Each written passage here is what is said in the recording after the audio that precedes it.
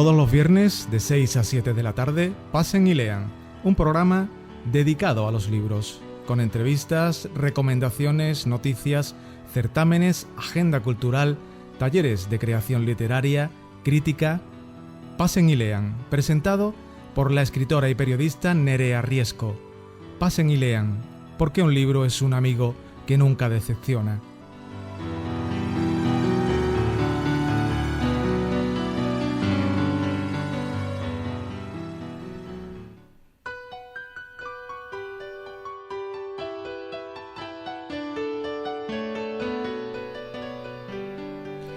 Hola, buenas tardes. Bienvenidos una vez más a Pasen y Lean, este programa que está dedicado al mundo de los libros y de la literatura, ya lo saben.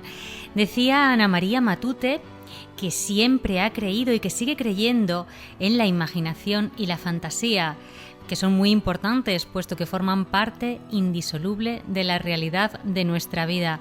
Eso es lo que nos decía esa maestra para muchos, Ana María Matute, que hace muy poquito que nos dejó.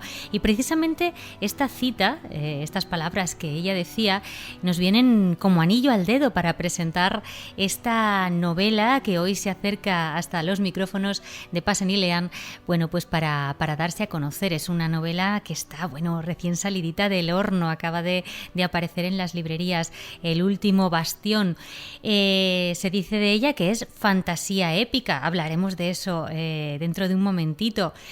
En un mundo en el que la magia lucha por no desaparecer frente a la injusticia imperante, la guerra y el amor siempre prevalecen, por supuesto. En ese mundo, la última ciudad libre envía desesperada a un grupo de mensajeros en busca de ayuda. Niklai Stanebrage, un humilde zapatero, logra superar las líneas enemigas solo para descubrir que su esfuerzo ha sido en vano. Borno cae pasto de las llamas y todo lo que conocía queda atrás. Abandonado a su suerte, encontrará la protección de Genko, que le enseñará a defenderse, y juntos trazarán un nuevo rumbo. En el camino, su destino se unirá al de Alana, una joven muchacha guerrera que también huye de su pasado, y al de Oyop, un aprendiz de mago que sin pretenderlo es capaz de devolver la ilusión a la gente. El país vive bajo el terror y el control de un rey tirano, pero ninguna guerra termina hasta que el más tímido hálito de esperanza ha sido sofocado. El pasado siempre está presente, pero la rebelión ha comenzado. Esa es la sinopsis del último bastión, esta novela de la que hablaremos hoy, cuyo autor, Rodrigo Palacios, está con nosotros. Él es escritor, es ingeniero, ha participado activamente dentro del teatro universitario amateur, ha actuado, ha dirigido, ha escrito obras de teatro y también ha estudiado interpretación.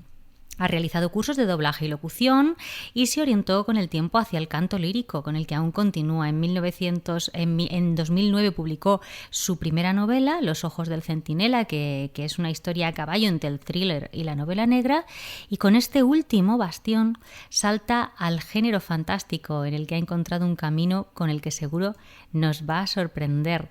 La prensa, como ya les digo, es una novela que ha salido hace muy poquito, pero el primer comentario que la prensa ha hecho sobre ella es: Rodrigo Palacios consigue poner en marcha los grandes temas de la épica medieval con un añadido básico para el triunfo, la magia.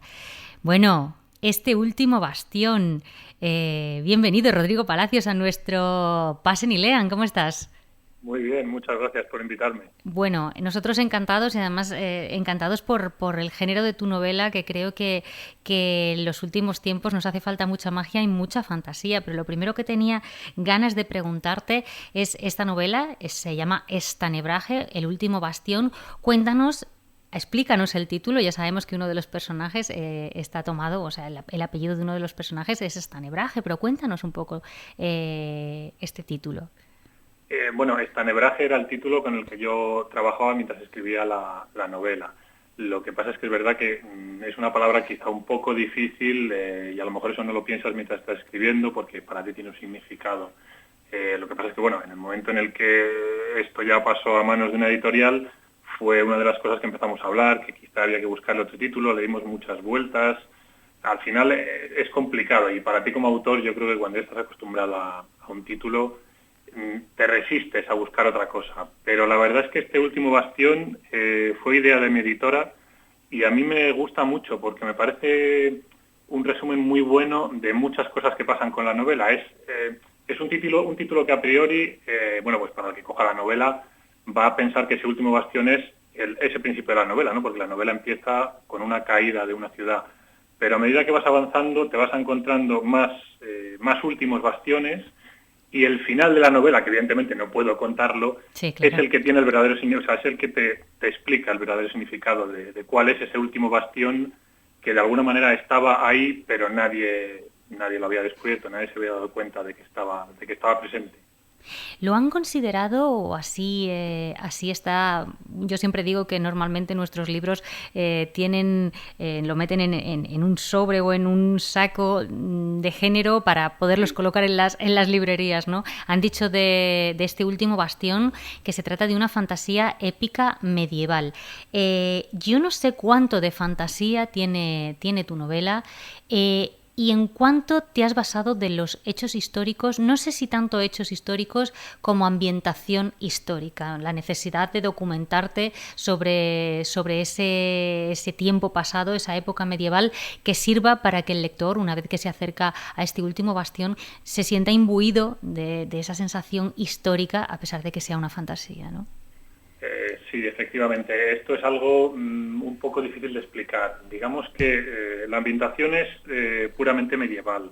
Lo que pasa es que, como tú bien dices, no es historia, es decir, no se habla de un país concreto ni de una época concreta. Yo sí que he intentado mantener una coherencia con lo que habría sido pues los alrededores del siglo X más o menos. Lo que pasa es que he hecho alguna serie de cambios muy concretos, pero que para el que conozca la historia le van a llamar la atención enseguida. Por ejemplo, la iglesia no aparece ahí, pues esto es un detalle bastante importante. Luego, más allá de estas pequeñas cosas respecto a lo que sería la historia de la humanidad, por así decirlo, el toque fantástico está en la magia, y digamos que no va más allá, que no es que sea poco, evidentemente, pero no va más allá. O sea, es una historia de hombres y es una épica fantástica en la que no hay razas, no hay dragones. O sea, es más cercano a lo que habría sido la Edad Media que todos conocemos. El hecho de fijarte, en cómo ha sido realmente la historia o lo que nos cuentan que ha sido la Edad Media, me imagino que te ha permitido apoyarte, porque yo creo que El último bastión es una especie de novela coral. Hay muchos personajes que se entrecruzan en ella. ¿Te ha permitido hacer un repaso de clases sociales? ¿Te has fijado en las clases sociales también, además de la ambientación histórica? Sí, me he fijado en ella. Yo, mientras escribía la novela, y sobre todo cuando ya estaba llegando al final del primer borrador, hablaba mucho con la persona que más me ha ayudado para meterme más en la Edad Media, porque yo había leído mucho, pero al final, cuando hablas con una persona que ha estudiado historia, es cuando de verdad eres más capaz de irte a textos que te coloquen mejor en una buena casilla de salida. Y yo hablaba con Xavi Langa, que es la persona que más me ha ayudado con todo esto, y un poco él me hacía ver que aunque parezca una época documentada, en realidad hay muchos vacíos. Entonces, claro, yo cada vez que le decía, ¿tú crees que esto tiene coherencia? Porque dentro de que es fantasía yo quería que todo tuviera una cierta cercanía con la realidad.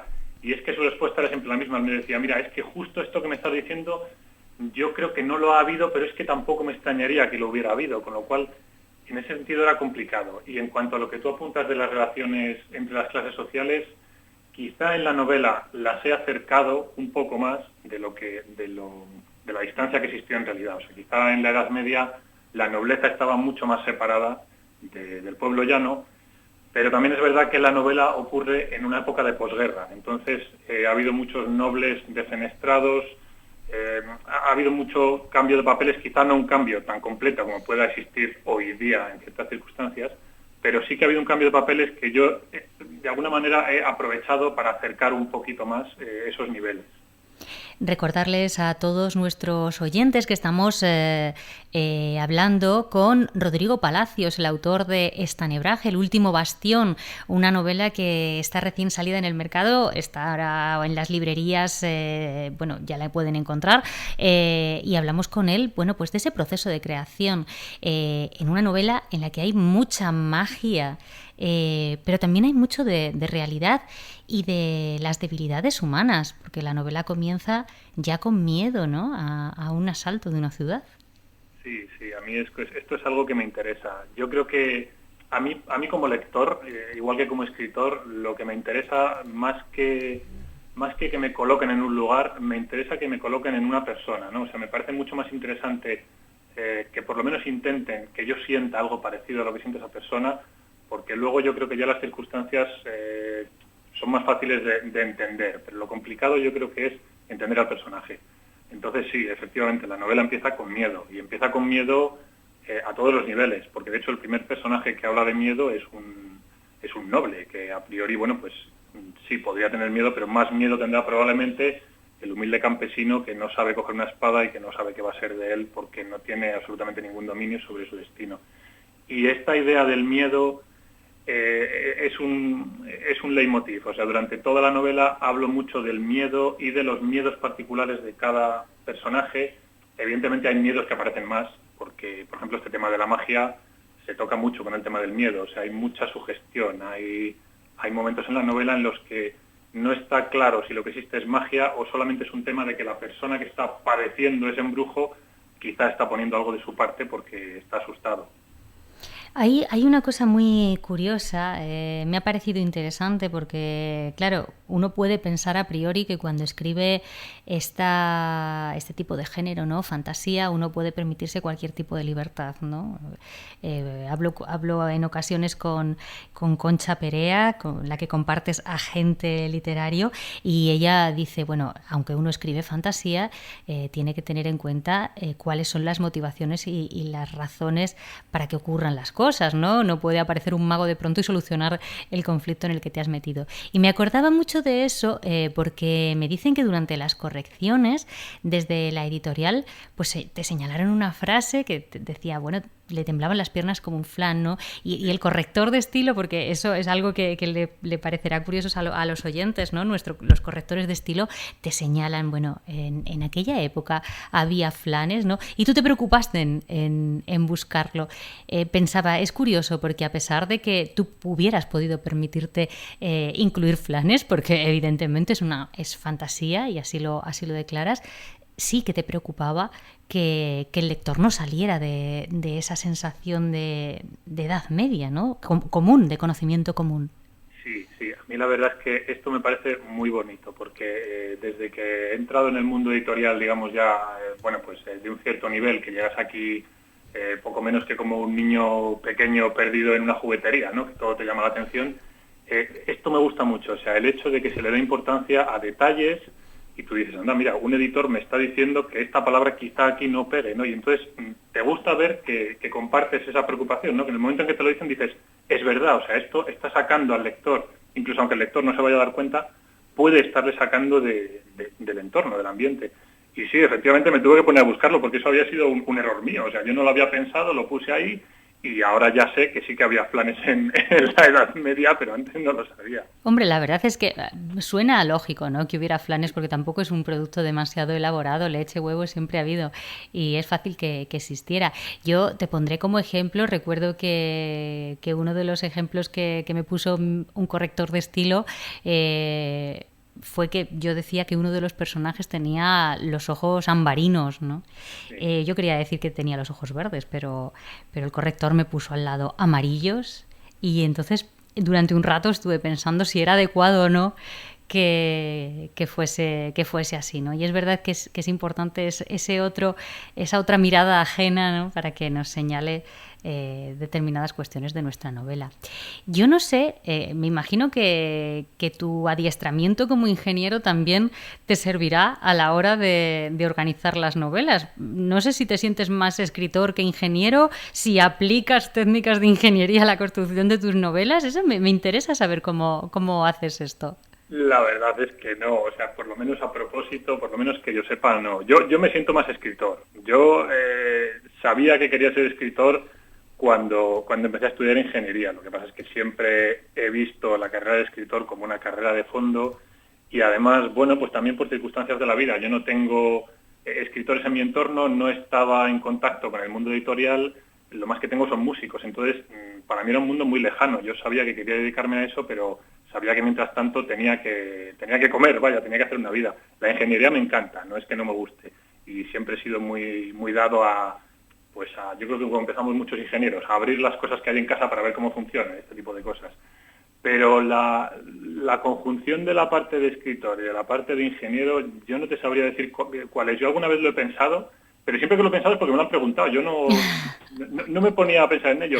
Y yo creo que a lo mejor es simplemente un tema del uso de la imaginación. O sea, yo creo que al final a todo el que le gusta su trabajo es porque su trabajo le permite poner su imaginación a trabajar, valga la redundancia. Entonces, yo creo que tanto la escritura como la ingeniería tienen una cosa en común, que es la curiosidad. Yo, por lo menos, los escritores que me voy encontrando hasta ahora, en general es gente curiosa, en general es gente que quiere saber, que quiere conocer cosas. Y en la ingeniería hay mucho de eso. En la ingeniería hay mucho de querer entender por qué funcionan las cosas y luego de admirar, ¿no? De decir, anda. Yo creo que de alguna manera también tiene un toque de arte la ingeniería a su modo. De todas maneras, claro, yo me refiero más bien, no sé si tú eres de los que se considera escritor de brújula o escritor de mapa. No sé si eres de los que organiza todo desde el principio, que está todo totalmente organizado, capítulo a capítulo, líneas del tiempo, y sabe dónde comienza la novela y dónde va a terminar y hacia dónde se dirige, ¿no? No soy tanto de eso. Digamos que sí que hay... A ver, es que a mí esta diferenciación de brújula y mapa me parece acertada, pero yo creo que al final es un poco... Es una mezcla de las dos, ¿no? Claro, es que yo creo que al final todos los escritores, vamos, yo no sé, estoy empezando ahora a conocer más escritores, pero yo no sé si algún escritor está tan en el extremo, tan en un lado o en el otro. Actor de doblaje, locución, yo no sé, a mí me da la sensación de que el escritor también es un poquito actor, ¿no? En el que, bueno, pues uno se convierte en todos los papeles. Yo siempre tengo la teoría de que todos los personajes son el autor. ¿No estás derivando esa pasión tuya por el teatro o por la cinematografía hacia la escritura? No lo sé. No sé si ha sido en ese orden o al revés, porque cuando entré en contacto con el teatro ya escribía, o sea, no publicaba todavía, pero ya escribía novelas. Lo que sí es verdad es que a mí el teatro me ha dado mucho para la escritura. Además, yo creo mucho en esta teoría un poco filosófica que existe, de que al final el arte es uno solo, ¿no? Y lo que le llamamos arte son manifestaciones de la misma cosa. Al final todo es un poco lo mismo. A mí me parece que el punto de unión entre las dos cosas, entre la interpretación y la escritura, efectivamente está en la creación de personajes. Yo creo que lo que más te da el teatro para la escritura, o por lo menos lo que te da de una manera más directa, tiene que ver con eso, tiene que ver con la manera de habitar un personaje.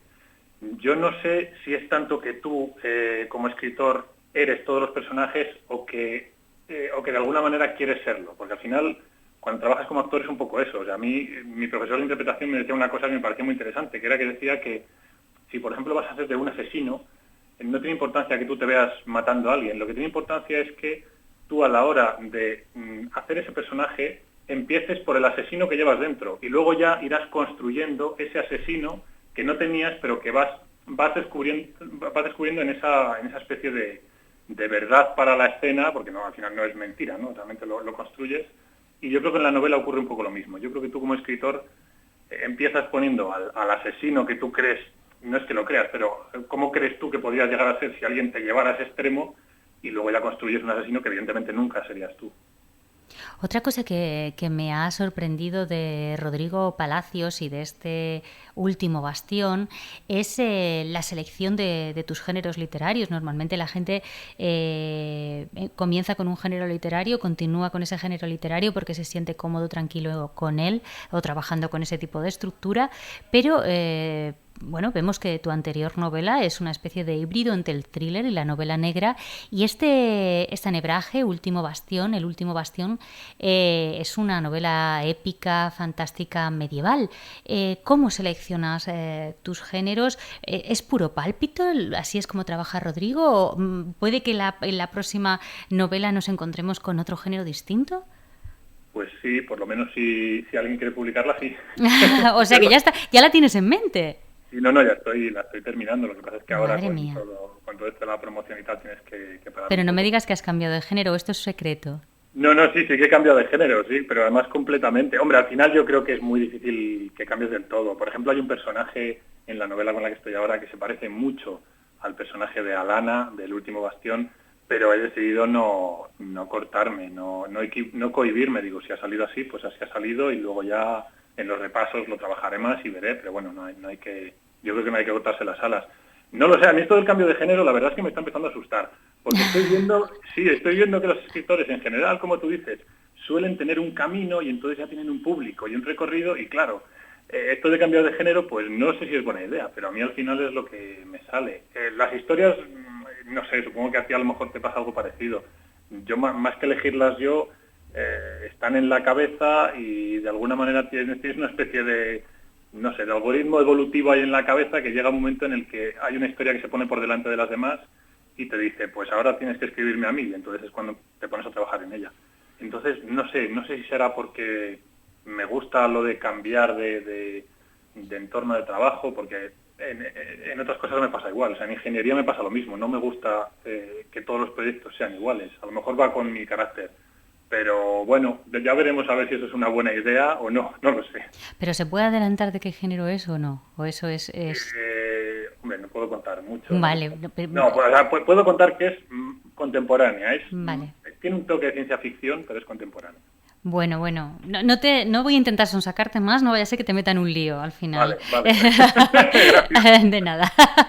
Hay otra cosa que también me sorprende de tu novela, ¿no? Te voy a decir por qué, porque yo también suelo hacerlo, pero casi siempre suelo hacerlo por recomendación del editor. Vale. Y son las notas de autor, esas explicaciones, como si dijéramos, entre comillas, que el autor coloca al final de las novelas, bueno, pues dando una serie de explicaciones de cómo ha hecho la novela, de las libertades que se ha tomado. En tu caso te has tomado libertades, pero es que tú te lo podías permitir, ¿no? Es fantasía. Yo siempre digo, bueno, la nota de autor es como si escribieras Caperucita Roja y al final pusieras una explicación diciendo, bueno, no está demostrado que los lobos puedan comerse a una persona entera que luego se mantenga viva, cosas así, ¿no? Sin embargo, bueno, muchos lo hacemos. Yo muchas veces por recomendación del editor. Pero tú, ¿por qué lo has hecho? ¿Ha sido una decisión tuya? Bueno, sí, la verdad es que era una cosa que yo quería hacer. Es que al final yo creo que siempre te pones un poco en el lugar del lector. A mí me pasa que cuando una historia me gusta saber más sobre esa historia, pero igual con una película, ¿no? Que me gusta ver cómo se hizo, o con una obra de teatro, pues si puedo hablar con los actores siempre es muy interesante, y con un libro lo mismo. Entonces, yo un poco se lo pregunté a mi agente, le dije, ¿qué te parece esto? Yo le mandé algo un poco más largo, porque para que me dijeran ellos qué quitaba, qué cortaba, pero un poco lo hice para todo aquel lector que cuando termine la historia le interese leer eso, porque como tú dices, hay gente que a lo mejor termina la novela y dice, bueno, pues ya está, ya me ha gustado lo que he leído, me ha encantado esto, pero yo no tengo necesidad de saber en qué se ha basado o por qué ha hecho ciertas cosas. Pero, no sé, yo esto lo hago para lectores como yo. O sea, yo cuando termino un libro siempre me quedo un poco con él. Entonces, cualquier cosa que me añadan a ese libro, o si luego veo al autor hablando del libro, a mí me gusta. Entonces, yo lo he puesto ahí por si a alguien le interesa, por si alguien quiere cogerlo y decir, mira, pues resulta que aquí cuenta que ha hecho esto por este motivo.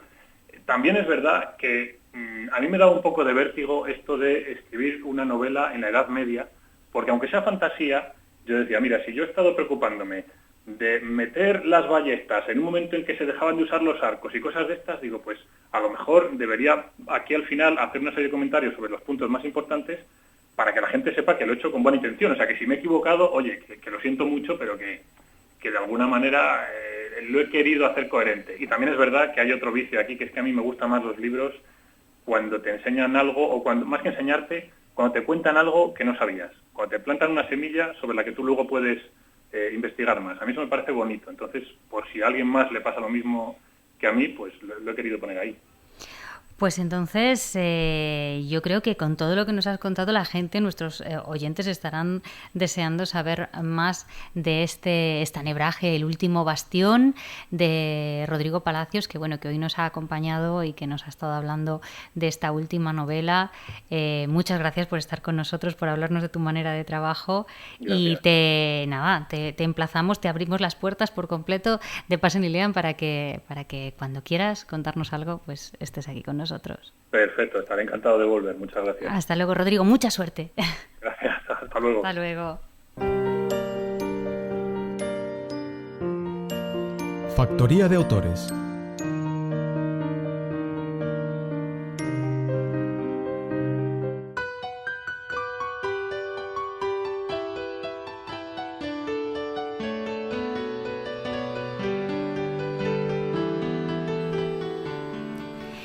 Pues ahí estábamos escuchando a Rodrigo Palacios hablándonos de ese último bastión, una novela de fantasía épica medieval. Y ahora, bueno, él nos hablaba del proceso creativo y precisamente nos metemos dentro de ese proceso creativo, como siempre, con nuestro espacio patrocinado por Factoría de Autores. Como saben, como les digo todas las semanas, Factoría de Autores es una empresa dedicada a ofrecer servicios editoriales que van desde diferentes ámbitos. Ustedes pueden asistir a sus talleres de creación literaria presencial, también pueden asistir a talleres de creación literaria online. Hay diversos talleres de iniciación, de novela negra, dirigidos por autores de éxito, gente que ya está editando. Muchos de los alumnos que han salido de estos talleres ya están editando también y han ganado premios en muchos lugares, con lo cual esto demuestra que Factoría de Autores es un gran lugar para aprender. Pero también hay un servicio de corrección de textos, recomendaciones, artículos interesantes sobre el mundo editorial. Yo les recomiendo que visiten la página de Factoría de Autores y verán la cantidad de cosas que pueden encontrar allí. Hoy está con nosotros uno de los profesores y además director de Factoría de Autores, Teo Palacios. Hola, ¿qué tal? Hola, buenas tardes, Nerea. Es que da gusto que a uno le presenten así, ¿eh? Bueno. Es que no puedo por menos y porque no puedo sacar la alfombra roja, si no ya sabes que sí. ¿Cómo estás, Teo? Muy bien. Aquí trabajando. Mira, ahora mismo os cuento en primicia, estamos preparando, lo voy a decir. Sí, dilo. Estamos preparando la organización de un máster propio para una universidad de Sevilla. Bueno, maravilloso. Háblanos de él porque además creo que va a haber varios autores nacionales que van a impartir algunas de las clases. Pues sí, hay varios autores. Bueno, uno de ellos es Nerea Riesco, que es la directora y la locutora de este programa, pero hay muchos otros. Tenemos a Félix Maudroño, que ya nos ha confirmado que es el ganador del reciente premio Ateneo. Tenemos a Manel Loureiro, sí. Tenemos a Olaya García, que es traductora y escritora. Tenemos a agentes literarios como Débora Albardonedo, estamos en contacto con varios editores. Laura Falcó, que es escritora y editora, también nos ha confirmado ya su asistencia. En fin, la cosa promete. Desde luego que sí. Eso será para el curso 2015-2016, 2015-2016, sí. Lo que pasa es que, bueno, la burocracia, ya sabemos que todo esto es muy lento y tenemos que preparar ahora toda la documentación, entregar la memoria y demás, ¿no? Pero ya estamos trabajando en ese tema y tiene muy buena pinta. No, desde luego que la tiene. Todo esto, por supuesto, le daremos difusión a través de Pasen y Lean, pero también, como les decía, a través de la página de Factoría de Autores, que se acerquen, que se metan dentro, www.factoriadeautores.com. Y ahora, nuestro taller de creación literaria, que yo sé que mucha gente lo espera con ansiedad, porque desde aquí damos una serie de pautas para perderle el miedo a esa página en blanco, que en muchas ocasiones es como lanzarse al vacío sin paracaídas. ¿De qué vamos a hablar hoy, Teo? Pues mira, yo sé que la semana pasada estuvisteis hablando con Concha siguiendo el tema de los narradores. Sí. Hablasteis de narrador eficiente, narrador deficiente, pero a mí hay una figura dentro de la estructura de la narración que me gusta mucho, que es una figura llamada el narratario. Ay, a ver, ¿qué que es muy eso? Poca gente conoce. Sí. Y que sin embargo te permite crear un universo distinto a la hora de contar la historia. Vamos a definir primero qué es esto del narratario. Sí, el narratario es la persona a la que el narrador le cuenta su historia, ¿vale?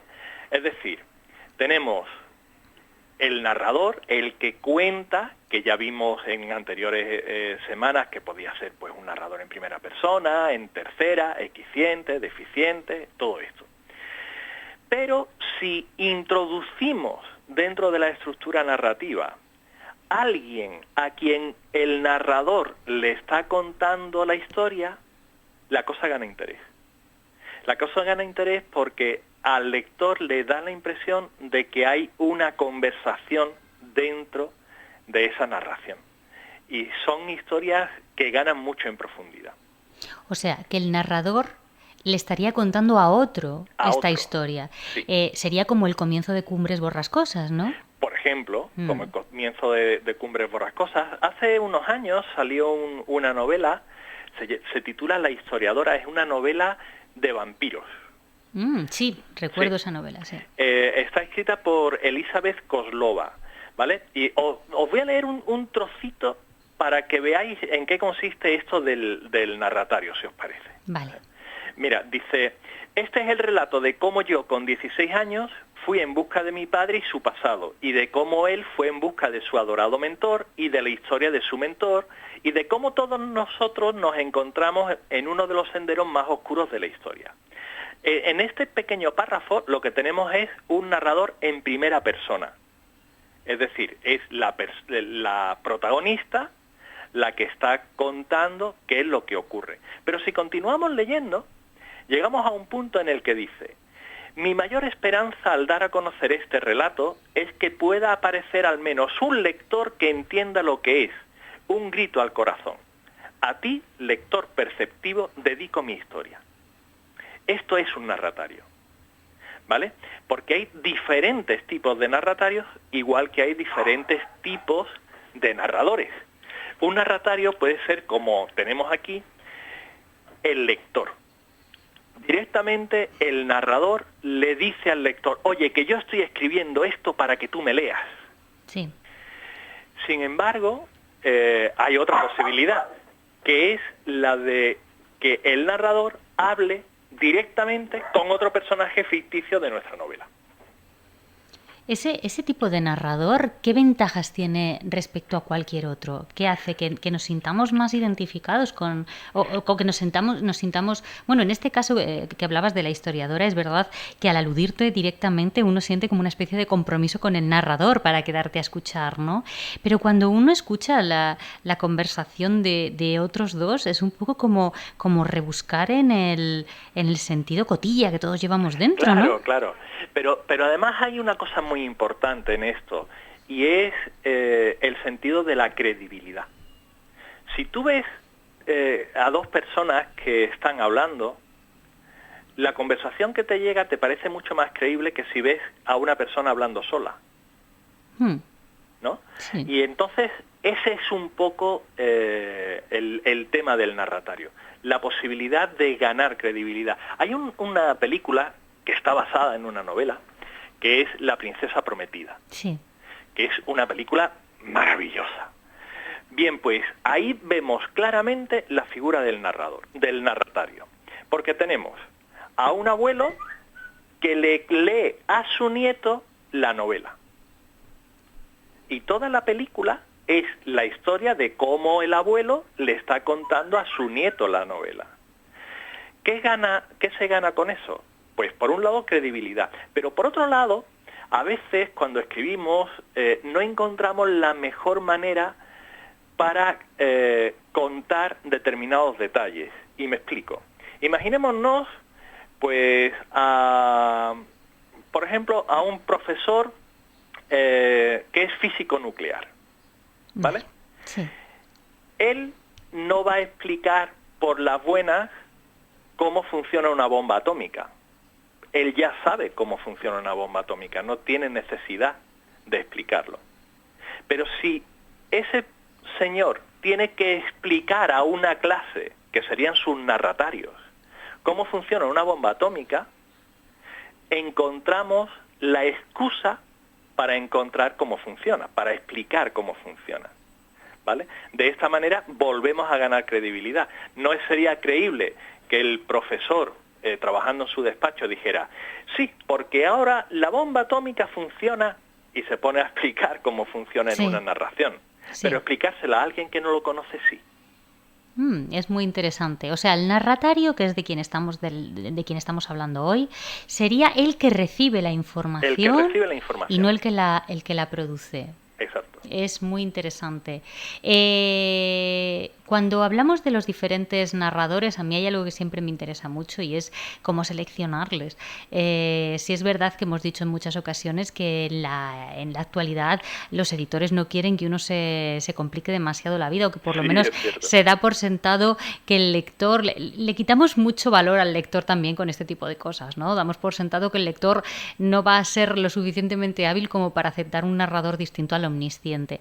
Pero ¿cómo crees en qué casos crees que este narrador, este tipo de, o al menos el uso del narratario sería interesante? ¿En cualquier género o crees que alguno en concreto? Sí, el uso del narrador se puede dar en todos los géneros. Yo, por ejemplo, en La predicción del astrólogo, la parte final... La predicción del astrólogo es tu última novela. Es mi última novela, sí. Está dividida en 4 partes. Las 3 primeras utilizan un narrador en tercera persona omnisciente, pero la última cambio la voz narrativa y entonces utilizo un narrador en primera persona que tiene un narratario.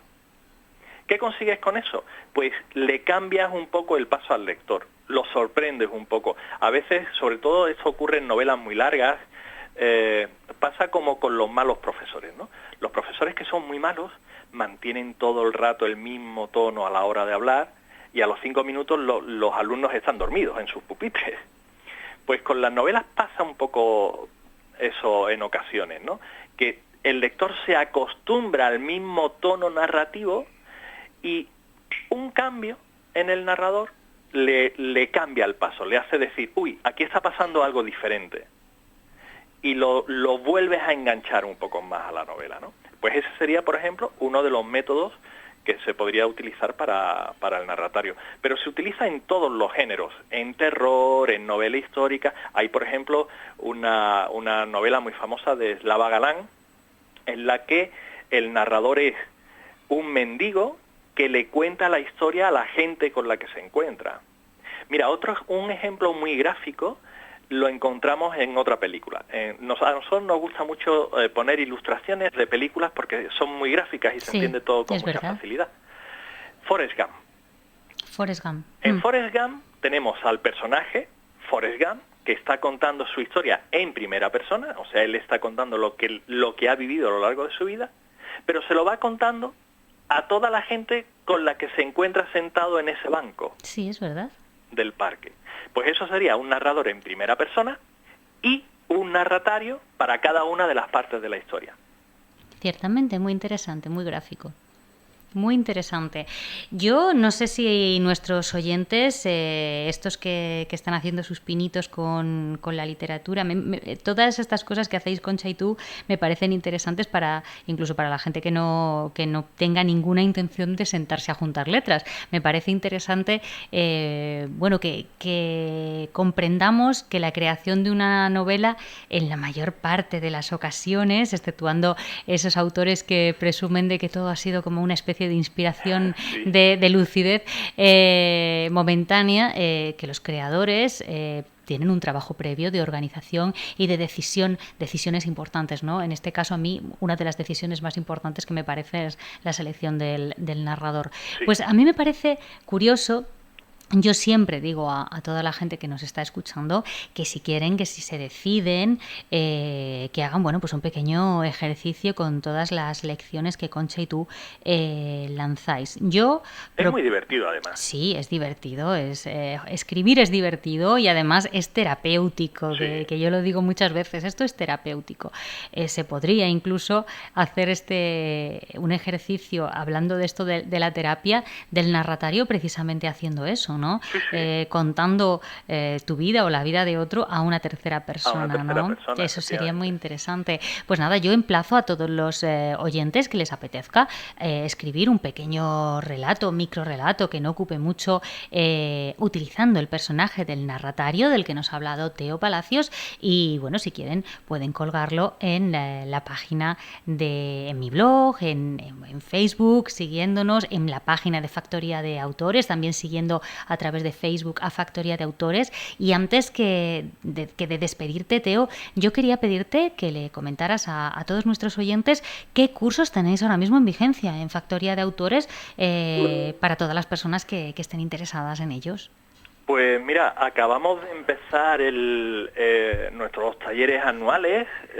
Ahora mismo tenemos 3 niveles. Tenemos el nivel de iniciación, que nosotros lo llamamos de iniciación, pero no es para torpes, ¿vale? ¿Por qué lo llamamos de iniciación? Porque nosotros tenemos configurado un máster en 4 años. Entonces, el nivel de iniciación es con lo que nosotros pensamos que es básico para escribir una buena novela. Serían los cimientos. Los cimientos, efectivamente. Una novela tiene 6 elementos fundamentales que son historia, argumento, personajes, conflicto, obstáculos y clímax. Bien, pues casi todo el desarrollo de este curso está basado en esos 6 elementos. Acabamos de empezar, como digo, y tenemos clases tanto presenciales como online los jueves por la tarde. Luego tenemos el curso avanzado, en el que lo que hacemos es, ya no nos basta con tener lo indispensable, lo que queremos es dejar huella en el lector. ¿Cómo se consigue esto? Pues creando historias que emocionen, trabajando los personajes con unas determinadas técnicas para que parezcan más vivos, logrando utilizar el tiempo narrativo de formas diferentes, este tipo de cosas. Y por último, tenemos el tercer nivel, que lo hemos puesto en marcha ya este año, en el que lo que hacemos es un repaso por los diferentes géneros narrativos. Estudiamos en profundidad la literatura fantástica, la ciencia ficción, el terror, la novela erótica, la novela histórica y la novela policial. Esos son los cursos que ahora mismo tenemos en marcha, los acabamos de empezar. Y si alguien está interesado, pues todavía solamente se ha perdido una clase, así que está más que a tiempo. Pues ya lo saben todos esos que están deseando ponerle vida, nombre y papel a sus historias. Factoría de Autores es la respuesta, con Teo Palacios y Concha Perea, 2 autores de éxito de nuestro país, que además son sevillanos, que me gusta decirlo, porque en ocasiones se nos olvida que en nuestra ciudad tenemos autores y muy buenos autores. Gracias a Teo Palacios hoy, que nos ha estado hablando del narratario, y os esperamos la semana que viene, y además te espero a ti especialmente porque la semana que viene te toca el punto sobre la I. Sí. La semana que viene vamos a hablar del lector en el punto sobre la I. Muy bien, porque para todos aquellos que no lo sepan, el punto sobre la I es nuestra sección crítica en Pasen y Lean. Gracias, Teo, por darnos esta lección, y te emplazo a la semana que viene. Muchas gracias, Nerea. Un beso muy fuerte. Un saludo para todos. Un beso a ti. Hasta luego.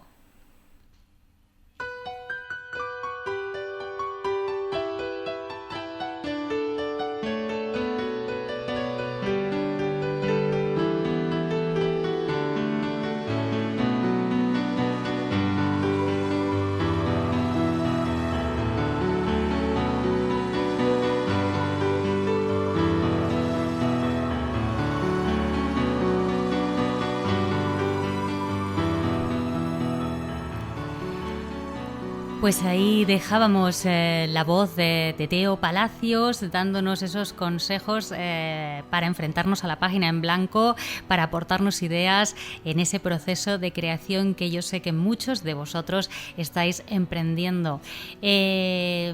Nosotros, bueno, lo que vamos a hacer es lo que solemos hacer más o menos a esta hora, los viernes, que es daros la agenda, las actividades que podéis realizar relacionadas con el mundo de la cultura en nuestra ciudad. Dentro de nada, ya lo sabéis, estamos hoy ya aquí a la vueltita de la esquina con ese día tan especial que hace que nos acordemos mucho de un personaje literario en concreto. Les estoy hablando de don Juan Tenorio. Don Juan Tenorio, que tienen, ya sabe, muchos ingredientes para hacernos disfrutar, ahora se ha convertido en el ingrediente más de un encuentro que se va a hacer en el cementerio de Sevilla. Es una visita guiada y teatralizada a través del tercer acto de la obra de don Juan Tenorio de Zorrilla dentro del cementerio de San Fernando. Tradicionalmente, ya lo saben, la obra de José Zorrilla, don Juan Tenorio, ha sido representada en diferentes cementerios de todo el mundo el Día de Todos los Santos.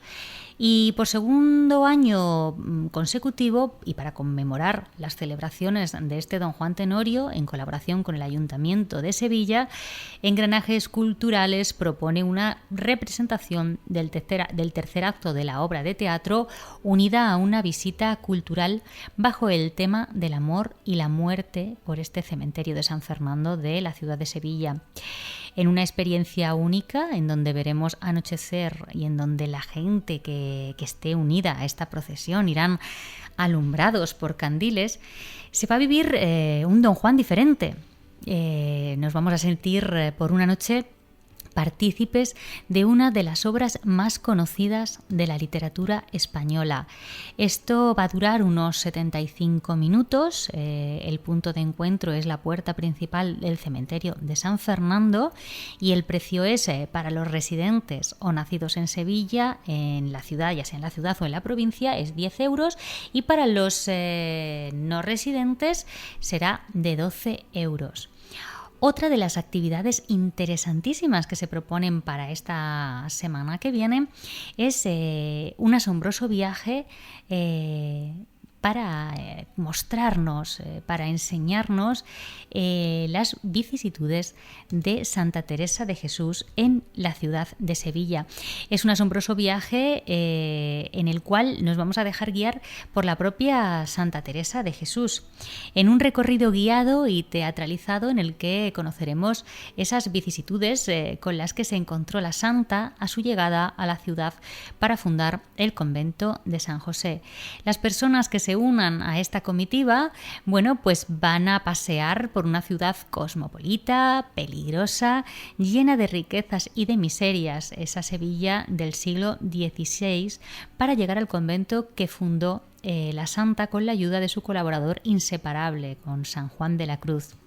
Entraremos en este convento para descubrir la historia y los espacios más importantes. También se visitará la iglesia guiados por los versos y los escritos de Santa Teresa, y la gente que se una a esta experiencia tan inolvidable terminarán descubriendo en la sacristía algunas de las reliquias más importantes de la santa, de Santa Teresa de Jesús. El número de personas, para que se den prisa si están interesados en ello, será 35, o sea que hay que inscribirse con rapidez. La fecha es los sábados y los domingos del 9 a las 12:30 de la mañana, del mediodía, y el 29 de noviembre también a las 12:30 del mediodía, o sea, el sábado y el domingo, tanto el día 9 como el 29, a las 12:30 del mediodía. El sábado 6 también será a las 12:30 del mediodía, y el 13 de diciembre también a las 12:30 del mediodía. El punto de encuentro será la Plaza del Cabildo, frente a la puerta de San Miguel de la Catedral de Sevilla, y el precio al público será de 10 euros. Para más información de estas dos actividades, como les decía, la de don Juan Tenorio en el cementerio de San Fernando de Sevilla, como la de de Santa Teresa de Jesús, ese recorrido por la vida de Santa Teresa en la ciudad de Sevilla, en ese siglo, nos intentarán meter en esa imagen del siglo XVI de nuestra ciudad. Bueno, pues todo ello, si quieren participar en cualquiera de estas dos actividades, lo único que tienen que hacer es entrar en la página de Engranajes Culturales, es www.engranajesculturales.com. Ellos, a través de su página web, les guiarán para que puedan formar parte de estas dos actividades. Y sin más, nos despedimos.